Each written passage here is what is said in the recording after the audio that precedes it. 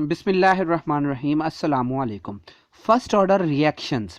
अब the reactions in which the sum of coefficient in the rate expression of a reaction is 1, यानी कि ऐसे reaction जिसमें हम जो कोफिशिएंट होते हैं रिएक्शन में कि जो हम इक्वेशन को बैलेंस करते हैं उन सब का जो सम होता है वो 1 के इक्वल हो, तो हमने ऐसे रिएक्शन को हमने क्या कह देना है कि it is our first order reactions. तो अब फर्स्ट ऑर्डर रिएक्शन को समझने के लिए हम एक मैथमेटिकल टर्म पढ़ते हैं ताकि ये डेफिनेशन जो है वो हमें मजीद अच्छे तरीके से समझ आ सके। तो लेट अस अ सब्सटेंस, फर्ज करो हमारे पास एक सब्सटेंस है A which decompose into product, जो कि प्रोडक्ट्स बनाता है। Its initial concentration is A mole per dm cube.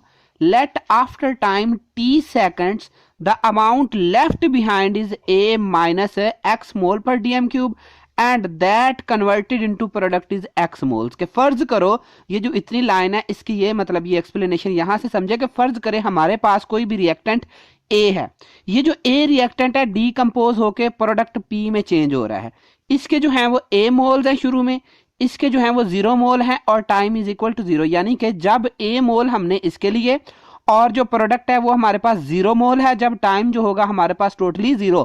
अब टाइम इज इक्वल टू 0 से मुराद तो यही है कि जब रिएक्शन अभी तक हमारा जो है वो रिएक्शन स्टार्ट नहीं हुआ है, ठीक है। तो अब थोड़ी देर बाद रिएक्शन होता है तो जो ए मोल है इनमें से एक्स मोल्स जो है वो प्रोडक्ट बन जाएंगे और बाकी कितने बचे ए माइनस एक्स। अब टाइम कोई भी टी हो सकता है। So according to law of mass action, law of mass action के मुताबिक the rate of reaction at time T depend upon concentration left behind. जो अब according to law of mass action है कि जो रेट ऑफ रिएक्शन है ना इस रिएक्शन का वो डिपेंड करता है कि टाइम टी गुजरने के बाद कितनी कंसंट्रेशन हमारे पास बाकी रहेगी। अब कंसंट्रेशन को हम किससे जाहिर करते हैं, D x over d T. ये रेट ऑफ रिएक्शन को रिप्रेजेंट किया जाता है। एक्स जो है very very small change in concentration and T जो है very very small change in time, मतलब थोड़े थोड़े टाइम के साथ कितना कितना हमारा प्रोडक्ट बनता गया। तो that is directly proportional to A minus x. तो d x over d t is equal to k A minus x हो गया, तो इसको आप कह लेते हैं इक्वेशन है 1। तो हियर जो एक्स है हमारे पास जो है वो इज द रेट कांस्टेंट, ये जो के है हमारा, ठीक है, ये जो के जो है ये हमारे पास rate constant for first order reaction है। अब this equation 1 tell us the speed with which a substance A is decomposing and we want such equation which can tell us concentration of the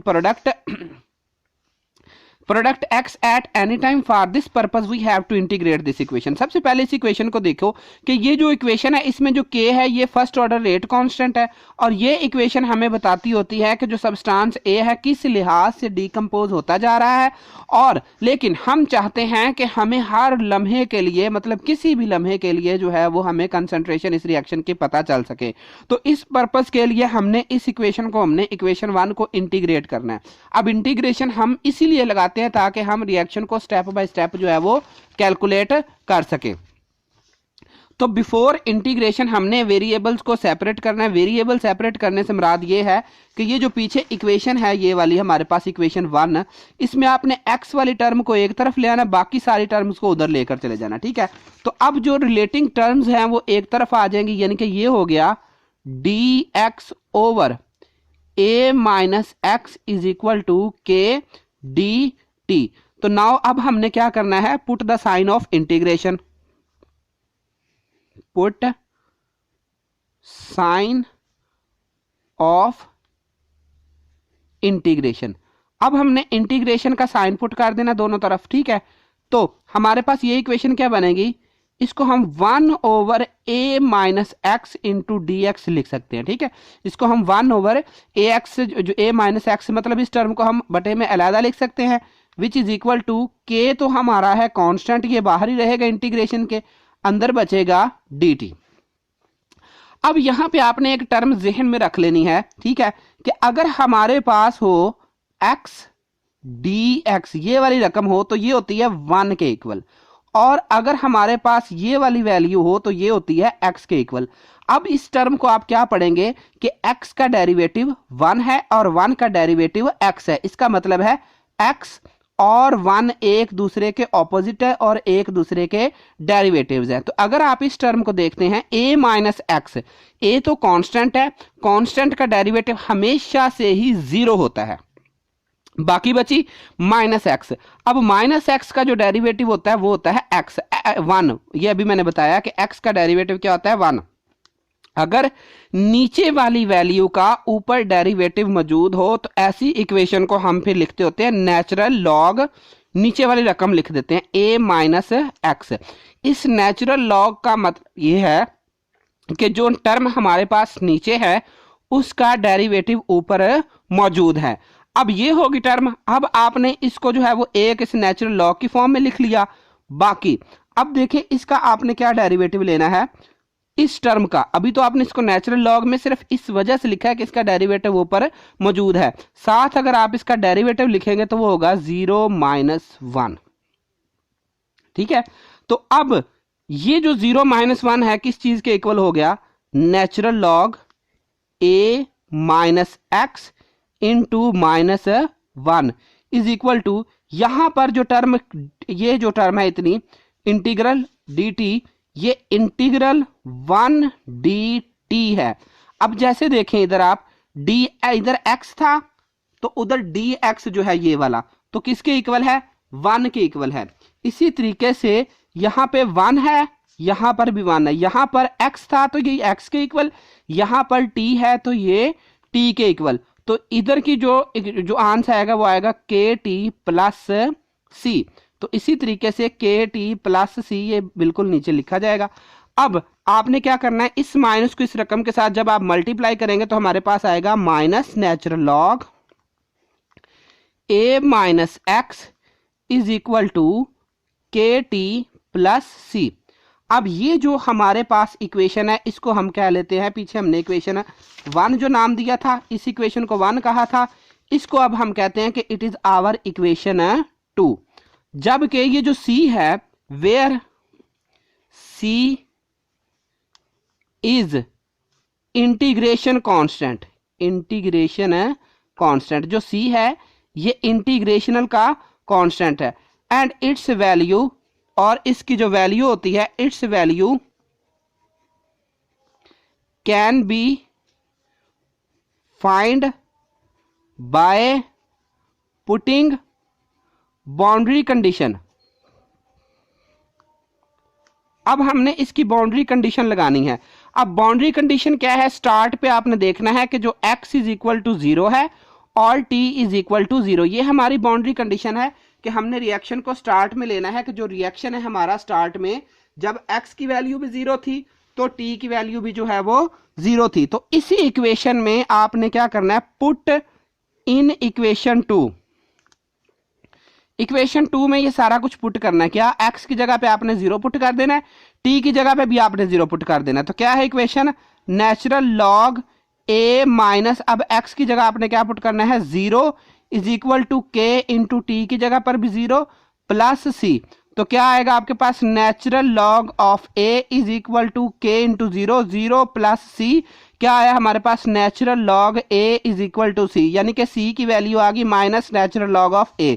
तो इसी equation में put the value of c, value जो है वो c की, value of c in equation 2, equation 2 में आपने value put कर देनी, इधर c की जगह पे अब आपने लिख देना नेचुरल लॉग ऑफ a। तो क्या बनी हमारे पास इक्वेशन ये, minus natural log of a minus x is equal to k t minus natural log of a।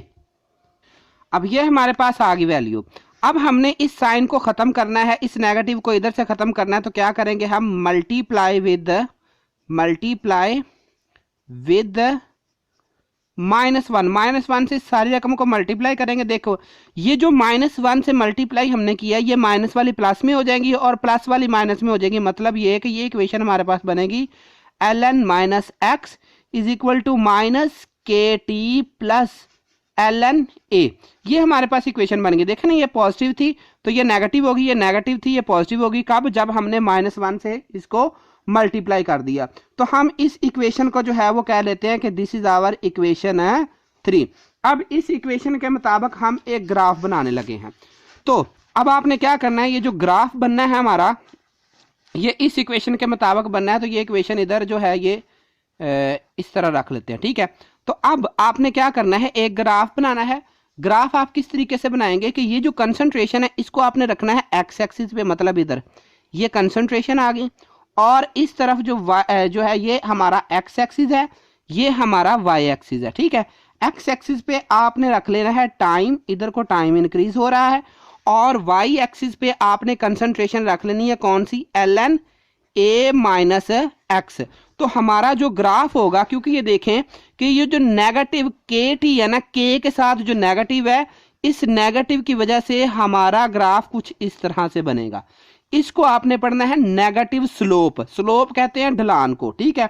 Slope किसे कहते हैं, ढलान को। तो यहां से अगर आप यहां तक देखते हैं तो ये जो एंगल बनता है ये थीटा होता है। ये किसको ज़ाहिर कर रहा है, ये स्लोप को ज़ाहिर कर रहा है, स्लोप ऑफ स्ट्रेट लाइन, क्योंकि ये जो देखे ना स्लोप तो बिल्कुल सीधी जा रही है नीचे को, ठीक है। तो ये चीज किसको रिप्रेजेंट कर रही है, स्लोप ऑफ स्ट्रेट लाइन को ज़ाहिर कर रही है। अब स्लोप ऑफ स्ट्रेट लाइन किसके इक्वल होती है, ये बेसिकली के इक्वल होती है, क्योंकि के की वजह से, ये नेगेटिव की वजह से स्लोप नीचे को आ रही है। अब हम इस नेगेटिव साइन को हल करना चाहते हैं, और हम चाहते हैं कि हमारे पास एक ऐसा ग्राफ बने जो कि जिसकी जो स्लोप है वो पॉजिटिव हो। तो उस मकसद के लिए हमने अब क्या करना है, इस इक्वेशन में थोड़ी सी जो है वो चेंजिंग करेंगे हम। अब ये जो नेगेटिव स्लोप वाला ग्राफ है, हम चाहते हैं कि ये हमारा जो है वो स्ट्रेट लाइन वाला बने। तो हम क्या करेंगे, जो इक्वेशन 3 हमारे पास पीछे बनी उसे रीअरेंज करेंगे। तो रीअरेंजिंग इक्वेशन 3, इक्वेशन 3 को हमने रीअरेंज करना है। अब वैसे इक्वेशन 3 हमारे पास क्या है, l n A minus x is equal to minus k t plus l n A, ये हमारे पास है। अब इस एल एन को इधर लेकर आ जाना आपने। जब हम इधर लेकर आएंगे तो ये क्या, देखिए इधर क्या है, प्लस है, इधर आके क्या हो गया, माइनस। तो ये हो गया l n a plus l n A minus x is equal to minus k t. हमने साइन नेगेटिव को खत्म करना है, क्योंकि इस नेगेटिव साइन की वजह से ये स्लोप ऑफ स्ट्रेट लाइन जो है वो इस तरफ को आई है। तो हमने अब जब इसको खत्म करना है तो क्या करना पड़ेगा, इसको हम कह लेते हैं इट इज आवर इक्वेशन 4। तो मल्टीप्लाई इक्वेशन 4 विद -1 से मल्टीप्लाई कर देना आपने। तो जब -1 से मल्टीप्लाई करेंगे, माइनस वाली प्लस में हो जाएंगी, प्लस वाली माइनस में हो जाएंगी। तो ये क्या बन गया, l n A minus l n A minus x is equal to k t. तो अब ये देखें, ये एक फार्मूला बनता है लॉग का। लॉग के मुताबिक अगर मतलब इस तरीके से हो, एल एन ए माइनस एल एन बी, तो लॉग के कानून के मुताबिक ये होता है a ओवर b। मतलब अगर माइनस है तो आपने इन टर्म को डिवाइड में लिख देना और ln कॉमन आ जाता है। तो अब इन दोनों टर्म में ln आपने कॉमन लेना है, ये वाली रकम को ऊपर लेना है, और जो माइनस वाली है उसको आपने इधर नीचे लिख लेना है, that is equal to k t. तो अब आपने इस इक्वेशन के मुताबिक अब आपने ग्राफ बनाना है। तो अगेन जब आप ग्राफ प्लॉट करेंगे तो ये ग्राफ आपने इस तरीके से प्लॉट करना है। तो इस बार कंसंट्रेशन, ये वाले जो कंसंट्रेशन है इसको आपने कहां पुट करना है, एक्स एक्सिस पे, वाई एक्सिस पे, और जो टाइम लेना है वो आपने क्या लेना है, वो एक्स एक्सिस पे टाइम लेना है, और वाई एक्सिस पे आपने कंसंट्रेशन लेनी है। तो अब चूंकि ये जो के है ये पॉजिटिव है, तो ग्राफ आपका जो है वो यहां से इस तरफ को शुरू होगा, स्ट्रेट लाइन जो है वो ग्राफ बनेगा। अब यहां से यहां तक का जो एंगल है वो है theta, which is equal to slope of straight line, और ये किसको रिप्रेजेंट करता है, ये कांस्टेंट के को रिप्रेजेंट करता होता है, ठीक है। तो यूं जो है हमने एक जो है वो इक्वेशन जो हमारी नेगेटिव स्लोप वाली थी, अब हमने उसको किस स्लोप में ले आए, उसको हमने पॉजिटिव स्लोप वाली जो है वो इक्वेशन में जो इक्वेशन है वो बन गई अब हमारे पास, ठीक है। तो अब हम इस इक्वेशन को मजीद जो है वो एक्सप्लेन करेंगे, जस्टिफाई करेंगे, इसकी डिफरेंट फॉर्म्स लिखेंगे, ठीक है। उसमें सबसे पहले जो है वो हमने इसको लिखना है एक्सपोनेंशियल फॉर्म। एक्सपोनेंशियल फॉर्म में जब आप इस इक्वेशन को लिखोगे तो क्या होगा कि अब ये जो एक्सपोनेंशियल से मुराद ये है कि इसको आपने e की पावर में लेकर जाना है। इक्वेशन हमारे पास क्या है, l n a over A minus x which is equal to k t. तो अब आपने क्या करना है, टेकिंग एंटी लॉग। तो जब आप इस इक्वेशन का एंटी लॉग लोगे, ln एंटी लोगे, तो इधर से लॉग तो कट जाएगा। क्या बनी equation, a over a minus x. याद रहे कि जो लॉग और एंटी लॉग होते हैं दोनों आपस में ऑपोजिट होते हैं, ठीक है। तो अब हमारे पास जो इक्वेशन बनेगी a over a minus x. अब इधर तो लॉग था तो एंटी लॉग ने इसको कैंसिल कर दिया, लेकिन इधर तो लॉग है ही नहीं, तो एंटी लॉग लेने से ये वाली जो रकम है ये सारी की सारी e की पावर में चली जाएगी, तो e की पावर kt हो जाएगा। अब आपने इस इक्वेशन को इन्वर्ट कर देना है, इन्वर्टिंग अबव इक्वेशन को आपने इन्वर्ट करना है। इन्वर्ट से मुराद ये वाली टर्म ऊपर और ये नीचे ले आनी है, क्योंकि ये कंसंट्रेशन किसकी थी, लेफ्ट बिहाइंड है। तो जब आप ऐसा करेंगे a minus x over a ले आएंगे तो इस तरफ वाली ये जो e की ये पावर पॉजिटिव थी अब नेगेटिव हो जाएगी। a को इधर ले जाएं, ये हो गया a minus x is equal to a e की पावर माइनस के टी। याद रहे कि जब आपने इन्वर्ट करना है तो ये वाली जो टर्म है ये इसकी पावर किस में हो जाएगी, माइनस में हो जाएगी। So this is the exponential form of first order equation. अब हमने जो है वो इसके यूनिट्स निकालने हैं, units of first order reaction, unit of first order reaction.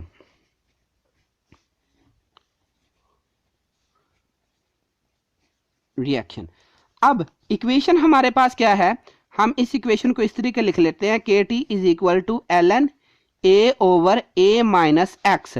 हमने k के यूनिट्स निकालने हैं, k इधर रहने दे, t इधर चला गया, 1 over t ln a over a minus x. अब जो a है ये इनिशियल कंसंट्रेशन थी रिएक्टेंट की, जो हमने शुरू में सपोज की थी, a जब जो x था 0 था, टाइम भी 0 था, और ये वाला इक्विलिब्रियम पे। तो टाइम अगर हम ले लेते हैं सेकंड्स में, और ये जो कंसंट्रेशन है इसको हम जो है वो ले लेते हैं मोल पर डेसीमीटर क्यूब में, ठीक है। तो अब जब हमने इस इक्वेशन को मोल पर डेसीमीटर क्यूब में लेना है, ये वाली ln ये क्या बनी, मोल पर डेसीमीटर क्यूब ओवर मोल पर डेसीमीटर क्यूब, तो ये कट जाएंगे। तो जो फर्स्ट जो ऑर्डर है इस रिएक्शन का, जो सेकंड ऑर्डर का जो यूनिट निकलेगा वो सिर्फ और सिर्फ हमारे पास निकलेगा पर सेकंड। तो ये जो हमारे पास k की वैल्यू निकली है, जो यूनिट्स निकले हैं फर्स्ट ऑर्डर रिएक्शन के, वो है पर सेकंड में। अब हमने half life period of first order reaction, मतलब इसका हाफ लाइफ हमने मालूम करना है। अब सबसे पहली बात यह है कि हाफ लाइफ होता क्या है। हाफ लाइफ वो मतलब वो टाइम होता है जिसमें आपकी जो वैल्यू होती है a की वो 2 रह जाए, a/2 हो जाए। मतलब half of the reactants are converted into product, के जो रिएक्टेंट्स हमारे पास टोटल जो थी मोल पर डीएम क्यूब वो a मोल थे, तो इसके हाफ क्या होगा, इसका हाफ होगा a ओवर 2। हाफ लाइफ को आपने प्रेजेंट करना है t1/2 से। सो इक्वेशन क्या है हमारे पास, k t is equal to ln a over a minus x, ठीक है। तो ये इधर चला गया, k उधर चला गया, तो t1/2 is equal to 1 over k ln a over a minus x. तो अब हाफ लाइफ के लिए x की वैल्यू क्या होनी है, a/2 होनी है। सो पुट करें 1 over k ln a over a minus a over 2। अब ये जो नीचे वाली टर्म है पहले हम इसको इधर सॉल्व कर लेते हैं, ये लिख लेते हैं हम a ओवर a, ये इस तरीके से, ठीक है।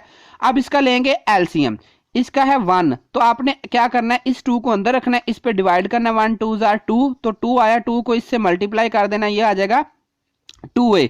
ये 2 इस 2 पे पूरा पूरा डिवाइड हो जाना है, ठीक है। 1 आना है, 1 को a से मल्टीप्लाई कर देना, तो ये आ जाना है a/2। तो ये जो आपके पास बनेगा 1 over k ln a over 2। सो ये जो a है ये इस a से कट जाएगा, ये जो 2 है ये इधर मल्टीप्लाई हो जाएगा, मतलब ये कि ऊपर चले जाएगा, 1 ओवर k ln 2। अब ये जो ln 2 है, जब आप इसका लॉगरिथम लेते हैं तो जो आपके पास वैल्यू आएगी, कैलकुलेटर पे शिफ्ट के साथ लिखना आपने, तो ये होगी 1 over 2 multiply by 1 over k multiply by 0.639। तो ये आपके पास हाफ लाइफ टाइम आ जाएगा। मतलब हाफ लाइफ टाइम से क्या मुराद है, वो वक्त जिसमें आधे आपके रिएक्टेंट्स जो हैं वो प्रोडक्ट में चेंज हो चुके होते हैं। अब हम जो है वो एग्जाम्पल करते हैं फर्स्ट ऑर्डर रिएक्शन की एग्जाम्पल्स। अब इसमें एग्जाम्पल्स कौन कौन सी आ जाएंगी? सबसे पहली एग्जाम्पल जो होगी हमारे पास वो होगी हाइड्रोजन पेरोक्साइड की। H2O2 को जब आप प्लाटिनम की मौजूदगी में हीट अप करते हैं तो क्या बनता है? आपके पास वाटर बनता है और प्लस ऑक्सीजन जो है वो खारिज होती है। ठीक है, इसी तरीके से दूसरी एग्जाम्पल जो है वो आपके पास है CH3COO2H5, इसका नाम है ethyl acetate. Ethyl acetate plus इसमें जब आप वाटर ऐड करते हैं in the presence of N acid, ये एसिड की मौजूदगी में, तो ये आपके पास चेंज हो जाएगा CH3COOH एसिटिक एसिड में प्लस C2H5OH अल्कोहल में। अब यहां पे अगर आप देखते हैं कि हमारे पास दो रिएक्टेंट्स हैं, एक ये और एक ये, चूंकि वाटर हम बहुत ज्यादा एक्सेस में ले रहे हैं तो इसलिए ये हमारे ऑर्डर में काउंट नहीं होगा, ये हमारा रेट में काउंट नहीं होगा कि जो रिएक्टेंट आप बहुत ज्यादा मिकदार में लेते हैं वो हमारा रिएक्शन में काउंट नहीं होता। तो जितनी भी रिएक्शन की कंसंट्रेशन है, रिएक्शन का रेट है, वो सिर्फ इथाइल एसीटेट पे डिपेंड करता है, क्योंकि एक रिएक्टेंट पे डिपेंड कर रहा है, एक रिएक्टेंट की जो है वो वैल्यू चेंज हो रही है। So it is the example of first order reaction. तो अगर आपको लेक्चर अच्छा लगा हो तो प्लीज़ सब्सक्राइब माई चैनल। अल्लाह ताला आपके और मेरे इल्म में इजाफा फरमाए।